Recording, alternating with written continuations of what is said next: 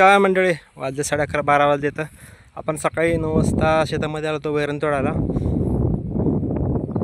काल पाऊस चालू होता, पाऊस त्यामुळे आपल्याला टेम्पो काय खाली काय जात नाही. आपण बैलगाडी घेऊन वैरण तोडायला आलो. ही बैलगाडी आपली सकाळी वैरण तोड दिसते का बघा तुम्हाला. बैलगाडी बघा यायला लागली आहे. चिखल भरपूर झाला बघा. इथं टू व्हीलर सुद्धा जात नाही. तिथं बघा लोकांनी टू व्हीलर पार्किंग केलं तो बघा. तिथं इथं एवढा चिखल झाला तुम्हाला दाखवतो बघा.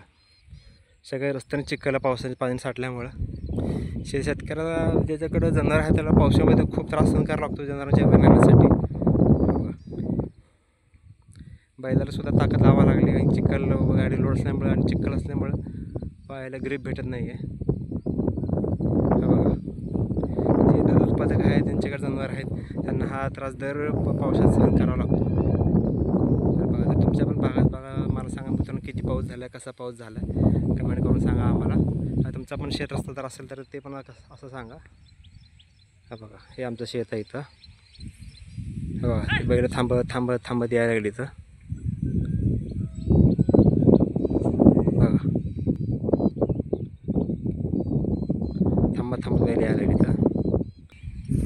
हे आमच्या शेजारचे नारळ पांढर त्यांचं शेत आहे. नारळाची झाडं वगैरे आहेत त्यांच्याकडे बघा. शेळ आहे त्यांचं इथं. बैलगाडी तिथं यायला लागली बघा आमची. बघा बैलाला पण यायला बघा. बैल थांबत यायला लागली बैलगाडी आमची पण. बघा म्हणजे पावसात शेतकरी दूध उत्पादकाचं किती त्रास सहन करावं लागतो आणि दूध किती मेहनतीने आम्हाला तयार करण्यासाठी काय मेहनत घ्यावं लागते हे बघा तुम्ही. तर मित्रांनो तुम्हाला व्हिडिओ कसा वाटला मला लाईक कमेंट शेअर करून सांगा. चॅनलला नवीन सबस्क्राईब